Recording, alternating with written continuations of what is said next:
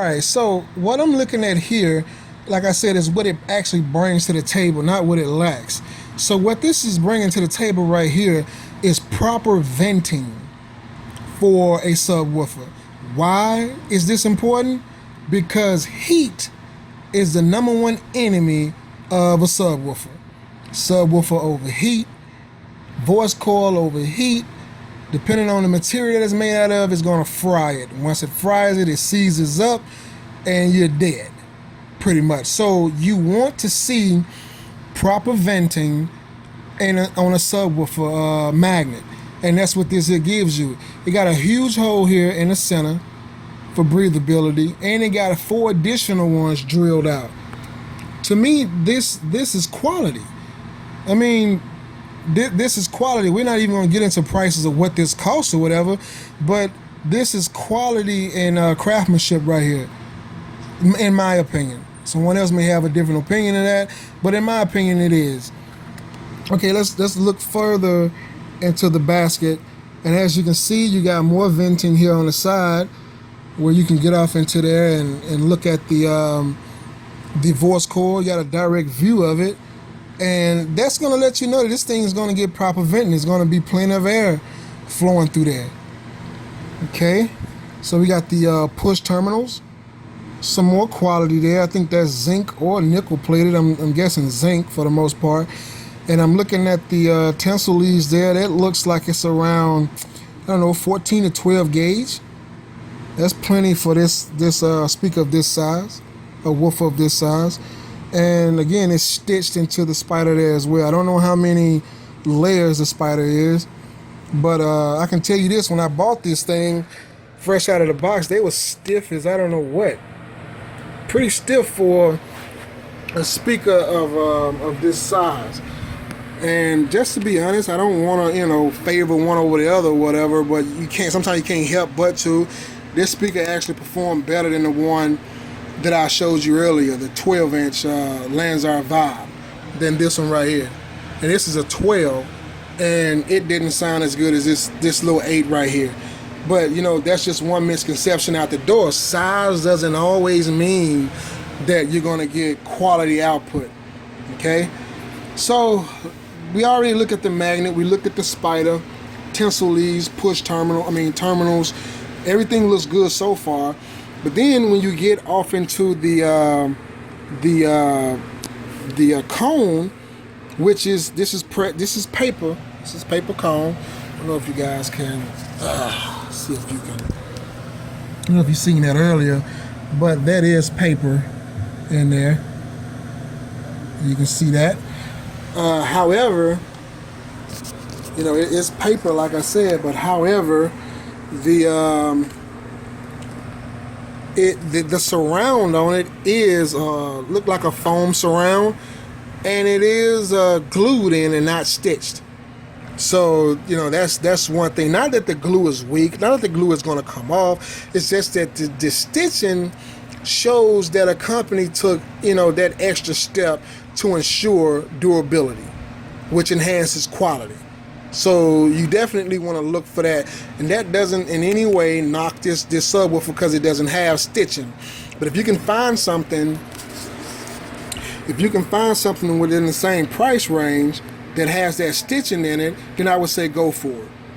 If all the specs match up and you down to your final 3 subwoofers and all you got, the final 2 subwoofers and all you have left is cosmetics and does this have stitching and the other one don't, go with the one with the stitching in it. That's my opinion on that. But other than that, everything seems solid. This thing has a nice little beefy, well, not too beefy of a magnet on it. Another thing to go back to the magnet is what you're going to be looking for is excursion wise and how much play you have there. And I would say 4 and 8, that's pretty decent. That's pretty decent right there, I would say. I think the the FX of this thing is like 7 millimeters or something like that. Nothing to brag on, but pretty good. And let's look at the surround. We can take this rubber off and get a better appreciation of this high-rise, high-roll surround right here. So let's take that off and take a look at it. Alright, so we got the rubber surround off of it, and here you go. I think it actually looks better without that rubber on it, but that rubber surround on it is there for a reason. It seals up the enclosure. I mean, seals up the speaker to the enclosure. It ensures a tight fit, an airtight fit when you put the rubber surround on it. So don't take it off just for cosmetic reasons. It's there for a purpose. So as I was saying, that's that on that. It got a high rise, a high rose foam surround, and looking good. I like this little speaker.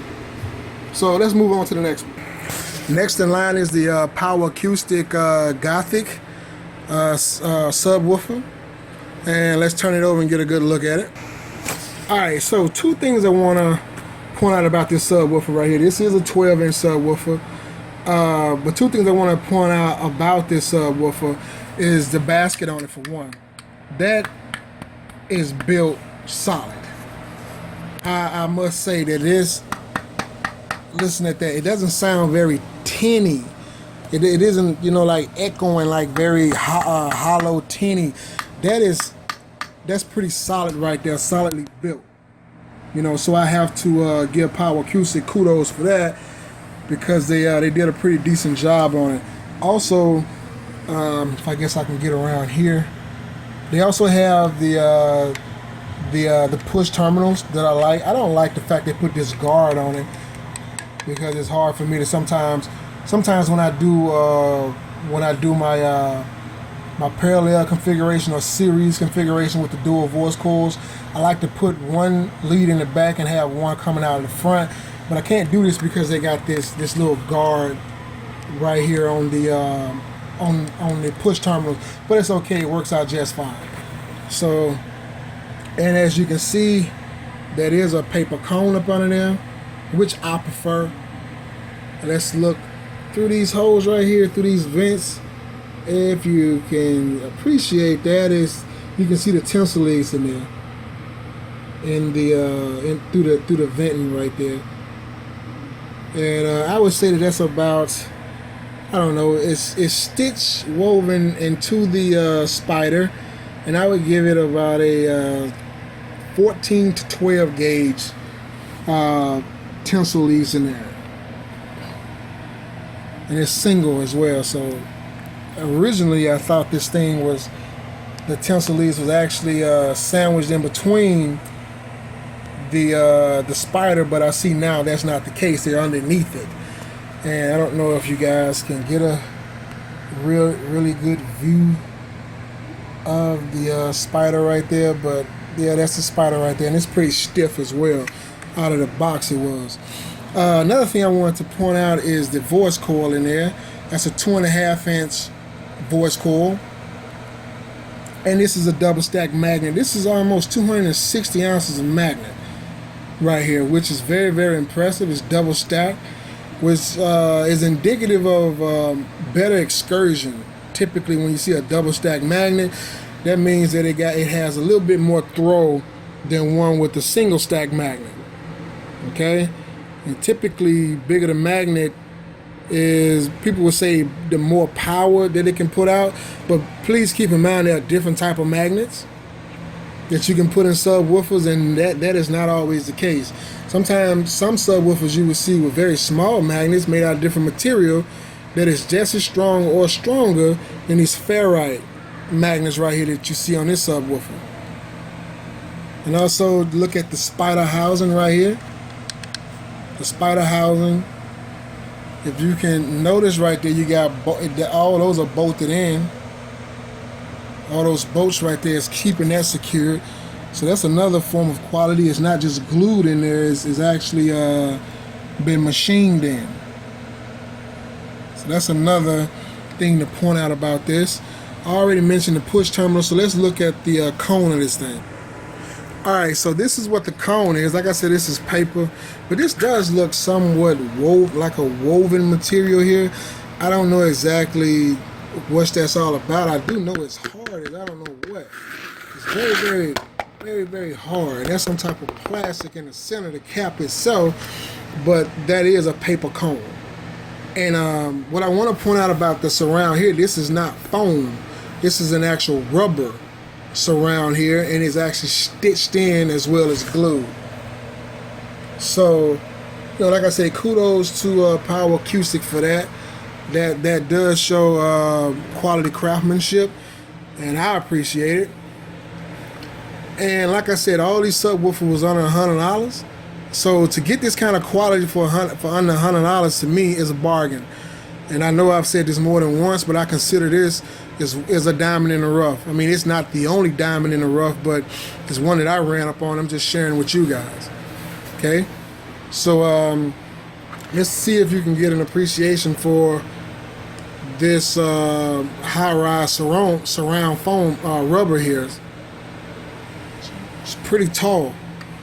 An excursion on this is pretty good. I've done a review on this subwoofer already. If you guys are interested, go to my channel and check it out, and let me know what you think about it.